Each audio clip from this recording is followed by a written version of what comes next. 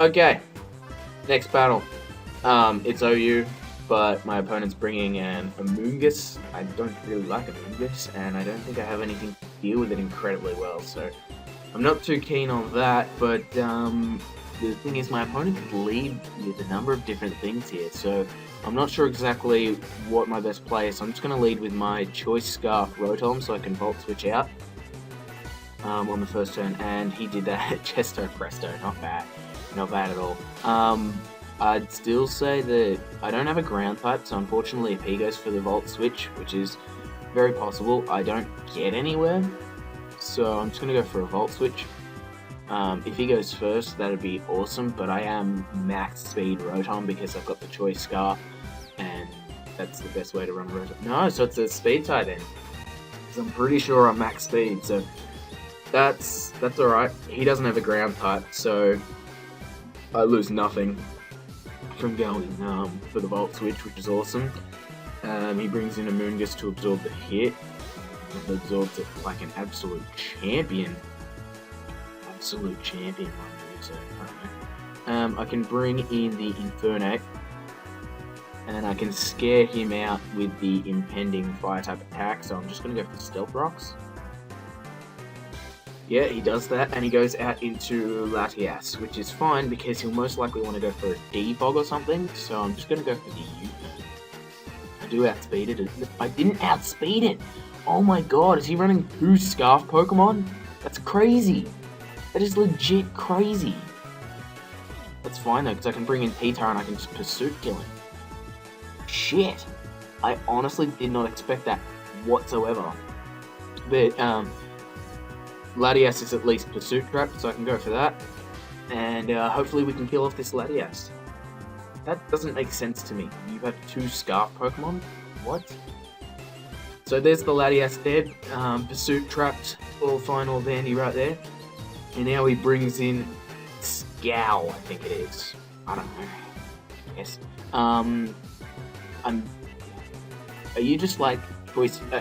See, I want to say, oh, if it's Choice Banded, I'm screwed. But the thing is, I can't imagine that it would be Choice Banded because it seems he has 2 Choice Scarf Pokemon. So that means he's got a team of 3 Choice Pokemon, which is just crazy, right? But then, of course, I do lose Tyranitar by keeping it in if he goes for the close combat. But part of me thinks he wants to set up, so this is difficult. This is difficult. I think I'll just go for it. Just go for the Earthquake. Hopefully he goes for a setup move. I'm just going to start the time real quick because I'm sick of long battles. Okay, he goes for Rock Slide, predicting the switch. Well, you predicted wrong, so that's 2 down. Okay, awesome. We have 2 down here. He can bring in the Rotom, which is okay. He can bring in the Amoonguss, which is not great. Then the Charizard and then the Bishop. So he could have brought in just about anything, I guess. Could have brought in just about anything, and he went with the Bishop, which is okay. It's not terrible. Who deals with Bishop at best? Who deals with Bishop at best? I want to say Scizor does, but I don't think Scizor can do a lot. So I'm just going to go for Scizor. We'll be able to take the hit pretty well, I guess. Yeah, Iron Head, no problems. I am the defensive Mega Scizor, and it seems that he's a Life Orb Bishop, so I am pretty darn happy about that. But U-turn's my best play here because I don't think I'm copping a lot of damage. Now he's forfeited. Okay, so I think I'll keep that battle and look for another one. Okay. Next battle, OU, again, blah blah. My opponent's running a nice team by the looks of it. It's going to be dangerous. The Frostless I'm not too keen on, but the Jolteon's probably going to be the lead, which means I can't lead with Rotom and go for a Volt Switch. Can't do that. So he could lead with Frostless, however. Could do that. Who would best take on his team? See, Snorlax would be nice, but I can't do anything until I get rid of that Frostless. But then nothing else outspeeds enough to do the damage that I want. Actually, you know what? For the leads that he might have, Tyranitar wouldn't be a terrible option. It wouldn't be, so I'm going to go for a Tyranitar. And then we'll see. Yeah, okay, lead Jolteon like I thought. He's most likely going to go straight up for the Volt Switch because I don't have a ground type. I don't have that ground type, which is becoming more and more a factor, but it's not terrible. And he's going to Volt Switch into a Levitator or a Flying type. And he doesn't have Levitators, but he has 2 Flying types in Gyarados and Gliscor. And Gliscor will just tank any hit like an absolute champion and then some. So I'm going to go for the Ice Beam because I will be able to live this hit from the Jolteon. Yeah, Volt Switch 16%, that's nothing. And he's a Life Orb Jolteon. So that's nice to see. Who's he going to? Scizor! Ah, oh, come on. Come on. Wow, I get the freeze. That is just so crap. That is just rubbish. The freeze. Oh my god, come on. Okay, let me think here. What are we going to do? I would say we can go into... I'm going to go and do... No, I think I'll just go Rock Slide. I'll just go Rock Slide. Okay, he stayed in. I didn't think he'd stay in, but we missed the Rock Slide. Okay. Whatever. Freaking whatever, man. I'll go into Scizor then.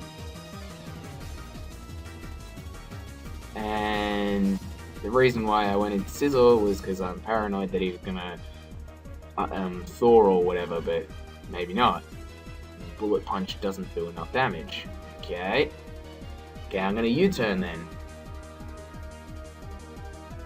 Let me see what happens here. I'm thinking he's choiced though, because he does have the Mawile, and he's probably just selected Bullet Punch straight off the bat, so I will be able to see what's happening. Even if he does Thor here, he won't do a lot of damage to defensive Mega Scizor, so I'm not terribly annoyed. But the freeze is just stupid, man.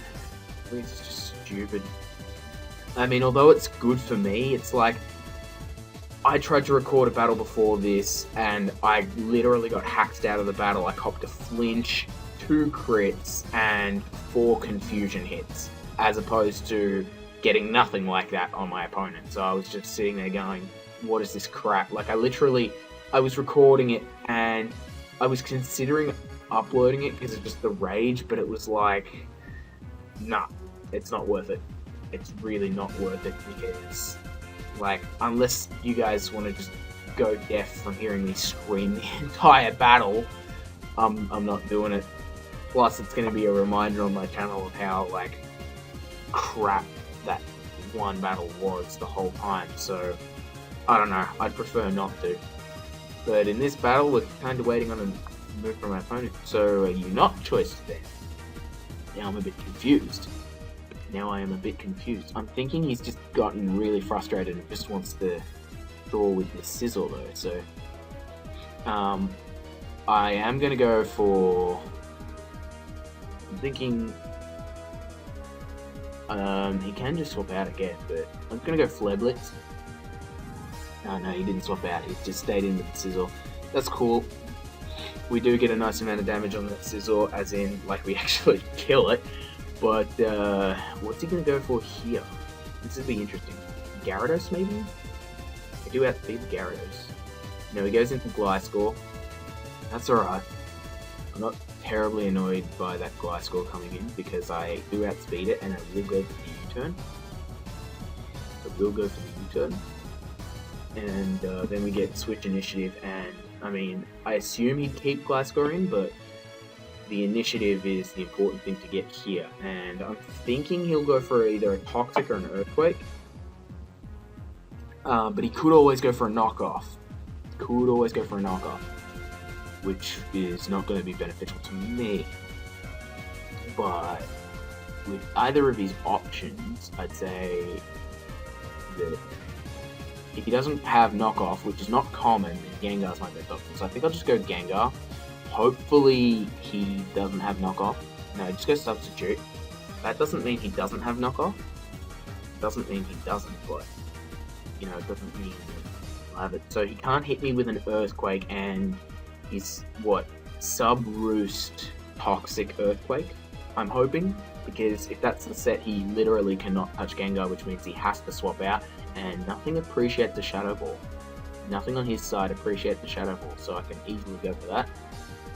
Protect. Okay, even better. So he's Sub-Protect, Roost, maybe not, but Sub-Protect, It's what we've seen, but it means there's an even lower chance of him having knockoff. So I'm happy about that. Yeah, because he cannot touch Gengar. That's the thing. He literally cannot touch Gengar. So I'm free to just set up Shadow Balls, and he has to swap out because of it. So we get a nice amount of damage on that Jolteon.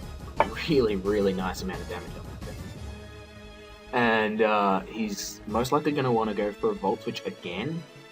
So then I can bring in something that will deal with the Volt Switch. And I'm thinking Snorlax would deal with it the best. I mean, I don't want to stay in for the Frost Blast, but I just take no damage from it. Oh, even better, he went for a Shadow Ball. That's so awesome. That is so good. You are Life Orb though, so you can always just Volt Switch out on this turn. I will go for a return, just to hit whatever he brings in. It'll be interesting to see what he does bring in that. It would be very interesting. Very interesting. So far, this is a decent battle. I mean, I did freeze the Scizor, but otherwise, I am playing this pretty well. The way he played his Gliscor means I cannot hit that thing. Sorry, he can't hit. Wow. Think. He cannot hit Gengar with his Gliscor, so anytime I see the Gliscor out, I'm going to bring Gengar out, and I'll be fine. Volt Switch did nothing to Snorlax, and he's losing health on that Jolteon, so that's sweet. Who else have we got?